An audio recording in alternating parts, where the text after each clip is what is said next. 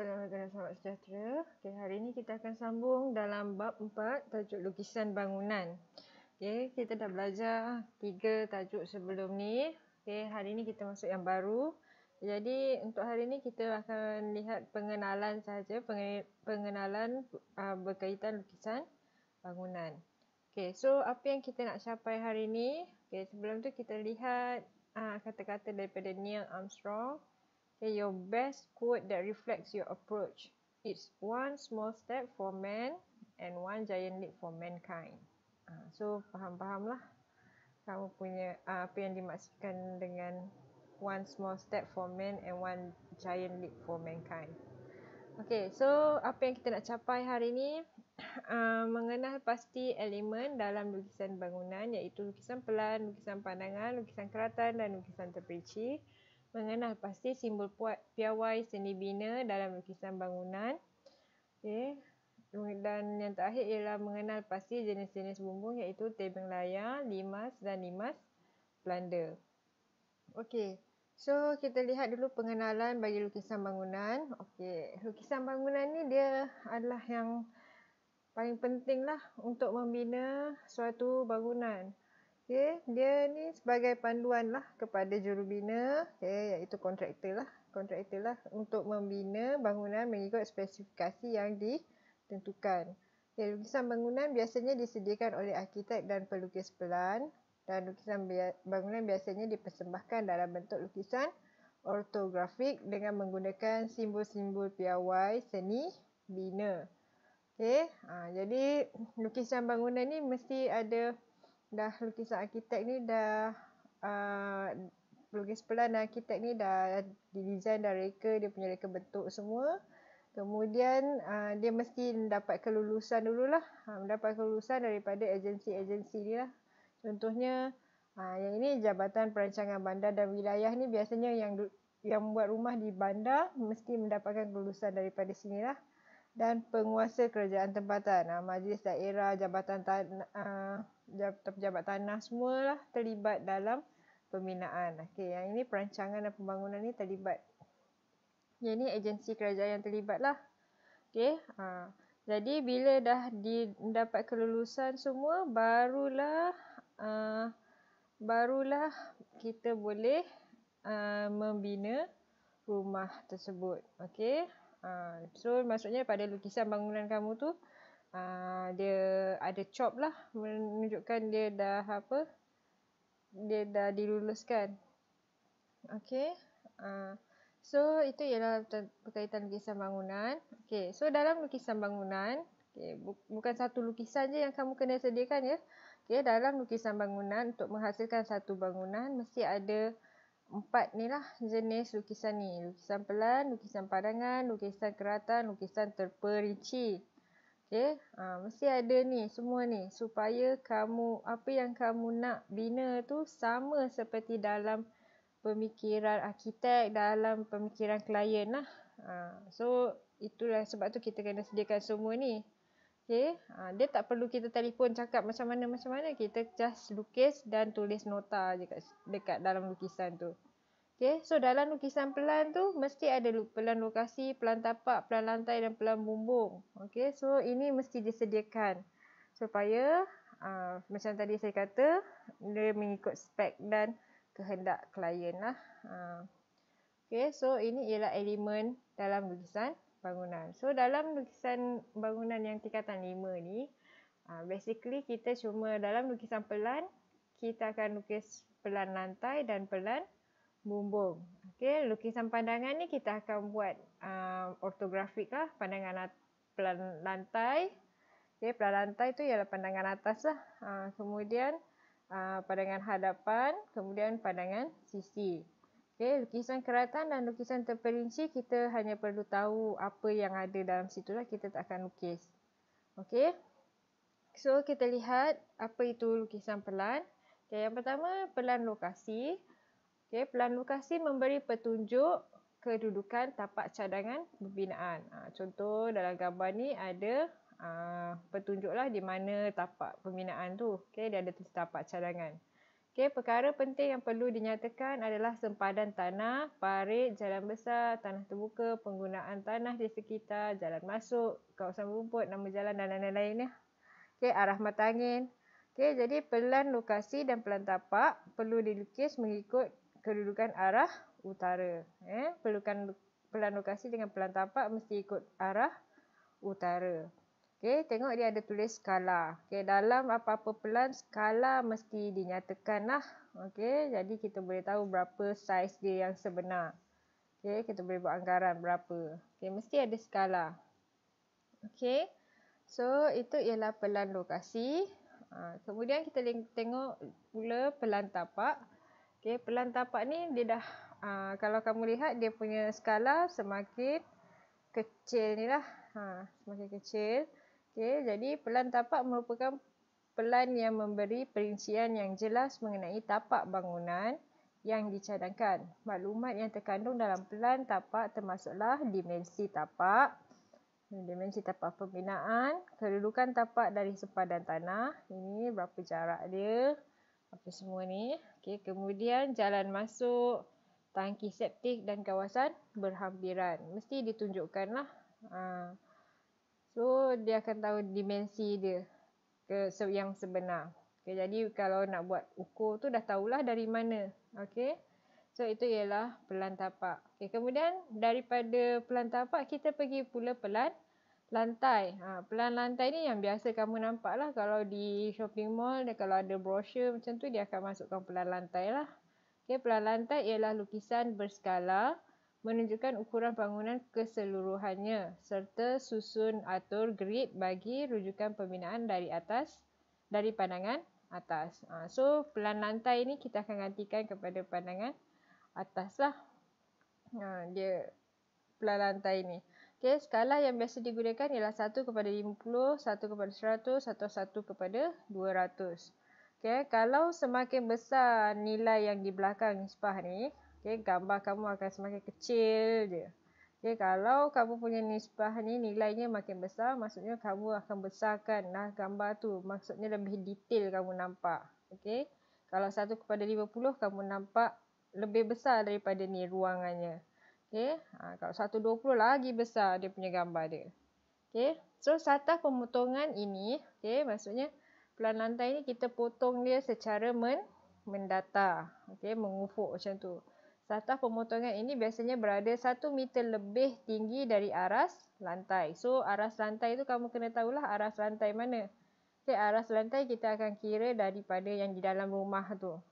Okay, 1 meter tu biasanya ngam-ngam dengan tinggi tingkap tu lah. Kita potong aras tingkap tu lebih sikit. So, kita akan nampak tingkap tu di mana kedudukannya. Okey, kalau kamu lihat dekat rumah kamu ukur 1 meter tu, maksudnya tahap tu lah dia potong. Okey, ketinggiannya. Okey, untuk baru boleh nampak semua ni lah.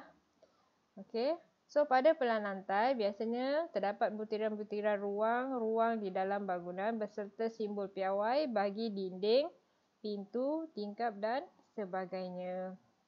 Okey, jadi bila kamu potong 1 meter lebih sikit, so maksudnya lebih sikit daripada ketinggian tingkap ni lah. Okey, so kamu akan nampak tingkap di mana, pintu di mana. Okey, bila potong dari secara mendatar ni, so kamu akan nampak bilik air, okey, sinki dia semualah. Kamu akan masukkan dalam ni. Okey, garisan bumbung dan garisan keratan juga ditunjukkan pada pelan lantai. Ni garisan bumbung ni yang garisan putus-putus ni. Okey, garisan putus-putus ni. Okey, garisan keratan ialah yang ni, yang ada tulis AA. Okey, maksudnya nanti akan bila kamu nak buat yang terperinci secara menegak, okey, so kamu akan potong macam ni AA. Okey, BB. Okey, ini ialah cara garisan satah pemotongan lah. Okey, macam mana garisan satah pemotongan ni? Dia panjang, pendek-pendek, panjang, pendek-pendek, tapi dia tebal. Okey, dia tebal. Okay, so itu ialah pelan lantai dan lukisan pelan yang terakhir ialah pelan bumbung. Okay, pelan bumbung menunjukkan reka bentuk bumbung, dimensi, kecerunan setiap bumbung, kadar unjuran dan kedudukan rasuk pada pandangan. Okay, pada pandangan atas lah kedudukan rasuknya. pelan bumbung biasanya dilukis dengan pada skala tertentu 1/50, 1/100 atau 1/200. Ini biasanya diikut pelan lantai lah. Okay, terdapat juga perincian seperti perabung. So, kamu mesti tahu yang mana satu perabung, penutup bumbung. Okay, saluran air, lurah untuk memudahkan pembinaan. Ini adalah sini lurah dia punya perabung dia. Okay, penutup bumbung dia. Okay, cerun. So, ini atap ni jenis atap apa dia akan ada lah. Okay, dekat sini dia punya nota. Kalau nak jelas, biasanya kita akan tulis nota lah. Kayu apa nak guna. Okay, berapa saiznya, kita akan tulis nota kat sini supaya kontraktor tahu. Okay, arkitek tidak akan berada di tapak pembinaan tu sentiasa untuk memantau kerja. Dia hanya bagi lukisan sahaja, and then tengok, kontraktor akan tengok, jurubina tengok, dan dia akan bina seperti apa yang telah diluluskan tu lah. Okay. Kemudian ini yang terakhir untuk lukisan pelan. Okay. Selepas lukisan pelan kita ada apa? Lukisan pandangan. Okay. Lukisan pandangan adalah lukisan berskala, okay, yang menunjukkan secara keseluruhan rupa bentuk bangunan itu.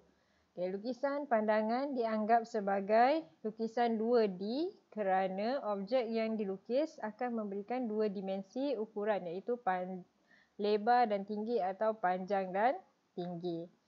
Okay, kaedah unjuran ortografik digunakan bagi melukis pandangan sesebuah bangunan. Okay, jadi terdapat 3 jenis pandangan, iaitu pandangan hadapan, okay, pandangan belakang, pandangan sisi. Okay, so biasanya dia akan tulis rear elevation, side elevation, front elevation, macam tu lah. Okay, so dia bergantung daripada kamu punya pelan lantai ni, kemudian arkitek dah design macam mana dia punya di sebelah luar lah, di sebelah luar. Okay, dia ada bentuk bumbung dia. Daripada pelan lantai ni boleh nampak bumbung jenis apa. Okay, so kita akan transfer dalam bentuk 2D. Okay, so ini pandangan hadapan, pandangan belakang, sisi kanan dan sisi kiri. Okay, jadi dalam lukisan bangunan, kita tak adalah lukis sampai sisi kanan, sisi kiri. Kita pilih salah satu sahaja. Okay, kalau drawing sebenar adalah, sebab kadang-kadang orang sisi kanan lain, sisi kiri lain. Dia punya lukisan, dia design dia. So, dia kena ada dua-dua. Okay. So, semua ni sebenarnya kalau kamu tak nampak, kamu boleh rujuk dalam buku teks. Semua gambar dan nota ini ada dalam buku teks. Okay, dalam JKT mestilah kamu baca buku teks tu lah, macam kitabnya. Okay. So, yang seterusnya ialah lukisan keratan. Okay, lukisan keratan ni menunjukkan pandangan yang terhasil apabila bangunan dipotong secara menegak. Okay, tadi dalam lukisan, kalau sebelum ni dalam lukisan apa? Lukisan pelan ni, kamu nampak tak ada garisan satah pemotongan ni, yang ada AA ni. Okay, dirujuk buku teks muka surat 138 ni. Kalau kamu potong dari atas ke bawah menegak, okay, so inilah keratan dia. Okay, ini dia dekat mana yang dia potong tu, dekat situlah yang kamu lukis keratan dia. Okay, dia dipotong secara menegak bagi menjelaskan butiran yang terlindung. Okay, yang terlindung. Contohnya, potongan dibuat dari bahagian atas bangunan hingga ke aras tanah, merangkumi bumbung, tiang, dinding, rasuk, lantai, pintu dan sebagainya lah. Dan lapisan tanah ni. So, ini dia punya tapak dia lah. Ada sampai dalam. Okay, foundation dia. Okay, so ini kamu kena tahu. Ini apa, simbol apa ni, ini simbol apa. Okay, tengok aras lantai tadi dia kata kalau pelan lantai, aras lantai ni di dalam rumah, bukan lantai yang koridor luar. Aras lantai ialah yang di dalam rumah. Okay, so kamu kena tahulah sikit-sikit apa simbol-simbol dia. Okay, yang ini ialah truss ni. Okay, ni sudut bumbung ialah 30 darjah, dia tunjuk kat situ. Okay, dapur, pintu dia macam mana bentuk dia. Okay, ini ialah pintu. Okay, kamu kena tahulah simbol-simbol tu. Okay, kemudian lukisan keratan dihasilkan berpandukan pelan lantai dan setiap komponen dilukis dengan menggunakan simbol piawai. Bukan suka-suka ya. Mesti ikut simbol dan ukuran. Okey, kemudian lukisan keratan memberi maklumat mengenai butiran dalam bangunan seperti dalam Rajah 1418 yang inilah. Okey. Yang ini, yang bahagian AA. Yang BB punya boleh lihat dalam buku teks muka surat 141. Okey. Kaedah melukis lukisan pelan lantai bagi kediaman setingkat ialah seperti dalam Rajah 1418 yang inilah. Ini keratan AA. Okey. Kamu boleh rujuk buku teks. Semua ni ada dalam buku teks. Okey, saya tulis ni untuk penerangan. Okey, kemudian lukisan terperinci. Kalau dah kerat tu dia macam lah, kamu kerat je kamu boleh nampak. Okey, yang ini terperinci lagi. Okey, lukisan terperinci ialah lukisan butiran bagi sesuatu komponen bangunan. Maksudnya dia bertujuan untuk menjelaskan bahagian tertentu komponen seperti tingkap, pintu, bumbung dan tangga. Okey, lukisan terperinci dilukis mengikut kaedah ortografik, keratan dan juga isometri dengan skala yang lebih besar, iaitu 1/20, 1/20, 1/10, 1/2. Tu yang saya cakap, kalau dia nilai dia semakin kecil, gambar kamu even pintu pun akan nampak lebih besar. Okey. So, bentuk, nama, bahan dan saiz setiap elemen pada komponen juga dinyatakan pada lukisan terperinci. Lukisan terperinci bagi tingkap dan pintu lantai dan bumbung dapat dilihat dalam Rajah 1419. Okey, yang ini pintu ni dia potong secara mendatar gunakan garisan satah pemotongan ni. Okey, dia potong pintu ni. Kemudian ni keratan AA ni, kamu akan ambil keratan pintu ni lah. So, ini ialah dinding bata berlepa konkrit ni, dinding bata berlepa. Okey, lepa dia yang ini kamu kena lukis nanti. Okey, ini ialah pintunya. Macam mana rupa pintunya? Yang ni yang sebelah luar, ni yang sebelah dalam. So, ni yang sebelah luar, sebelah dalam lah. Ada dia punya terkeluar sikit ni. So, itu yang secara dia potong secara mendatar macam ni. Kalau dia potong pintu tu secara menegak, so, yang kamu nampak bata yang di atas lah. Okay, setiap pintu dengan tingkap mesti ada konkrit bertertulang ke atas dia. Okay, untuk dia support. Okay, sebab pintu ni adalah ruang kosong. So, dia kena letak satu rasuk kat sini. Konkrit bertertulang ni, rasuk kat sini. Okay, so ini ialah pintu yang sebelah dalam dan sebelah luar. Okay, ini ialah contoh pintu. Yang ini ialah contoh tingkap. Ini nota ada jelas lagi. Pelan lantai apa semua. So, bila nak perincikan lagi, boleh lagi kamu bulatkan ni, besarkan lagi. Apa lagi yang ada kat situ supaya kontraktor boleh tahu. Oh, ni nak kena pasang kayu, nak kena pasang konkrit, nak kena pasang cermin, apa semualah. So, itu ialah lukisan terperinci. Sebab tu nama dia terperinci lah. Segala benda kecil-kecil tu kalau lukisan pelan lantai tak nampak. Bila kamu kecilkan lagi, besarkan lagi skala dia, baru boleh nampak. Okay. So, itu ialah 4 jenis lukisan yang terdapat dalam lukisan bangunan. Okay, seterusnya kita lihat simbol. Ni lah simbol-simbol seni bina yang perlu kamu gunakan semasa melukis lukisan bangunan. Okey, setiap pintu ni, frame ni semua ada ukuran dia.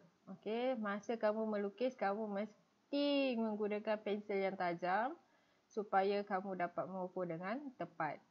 Okay, simbol piawai seni bina dilukis berpandukan British Standard dan Malaysian Standard bagi mewakili jenis atau bentuk suatu bahan yang digunakan dalam pembinaan bangunan. Biasanya simbol piawai dilukis menggunakan skala atau mengikut kadar yang bersesuaian dengan saiz lukisan bangunan. Simbol piawai seni bina digunakan dalam semua lukisan bangunan bagi menggambarkan komponen bangunan seperti pintu, tingkap, tiang dan sebagainya lah. Okay, maksudnya kamu kena lukis dengan betul lah. Okay, kalau pintu dalam rumah memang macam ni lah kamu nampak. Okay, tetapi kalau pintu tu kamu nampak dari luar rumah, pintu ni dia tak macam ni. Dia macam ada lantai kan, dia kat atas sikit. So, dia macam tergantung sikit lah pintunya. Okay, dia tak rapat terus dengan lantai. Okey, sebab kalau kamu lihat mesti ada step up sikit kan. So pintu kamu di atas tu. Baru masuk aras lantai. Okey. So ini ialah segala anak panah, ini ialah simbol kaca kena dilukis dengan tepat. Anak panah gunakan 1-3 tu lah. Okey, pintu gelangsa kembar 3, macam mana rupa dia. Kena tahulah. Okey, tingkap semua ni kamu mesti tahu. Okey, next. Ini ialah antara contoh-contoh lain. Okey, simbol. Kalau kat Malaysia jaranglah kita tengok gunakan tingkap gelangsa tegak ni. Okey, tingkap berpangsi tegak mengufuk ni pun jarang guna. Okey, kalau nak lukis nanti lukisan bangunan, lukis yang biasa je lah, yang senang kamu lukis. Okey, kita jarang guna yang ni. Okey, so yang terakhir untuk hari ini ialah jenis-jenis bumbung. Okey, bumbung merupakan struktur paling atas yang dibina untuk melindungi bangunan daripada kesan cuaca seperti panas, hujan, angin dan habuk. Bumbung juga menambahkan kecantikan pada suatu bangunan. Kecerunan bumbung melebihi 10 darjah. Okey, biasanya kalau dalam lukisan bangunan kita akan lukis cerun bumbung ni 30 darjah lah kat sini. Okey, pelan bumbung bergantung pada reka bentuk bumbung yang dibina. Terdapat pelbagai jenis reka bentuk bumbung yang biasa dibina. Antaranya, yang kita nak belajar hari ni ialah bumbung tebing layar ataupun tebal layar ni. Okey, ini biasalah kita nampak. Dekat mana yang biasa kita nampak ni? Okey, biasa kat bangunan sekolah, bumbung ni dari depan nampak macam ni. Ini namanya bumbung tebing. Okey, kalau yang ini biasa kita nampak kat rumah-rumah. Okey, so ini namanya bumbung limas. Okey, yang ini dia ada separuh ni segitiga, separuh lagi macam limas, kita panggil limas Belanda. Okey, kalau kamu nak ni naik sekolah nanti kita akan tengok bentuk-bentuk bumbung ni sebab di sekolah kita ada ketiga-tiga jenis bumbung ini. Okey. So, itu sahaja untuk PDP kita hari ini. Sambung lagi dalam kelas yang akan datang berkaitan dengan lukisan bangunan. Sekian, terima kasih.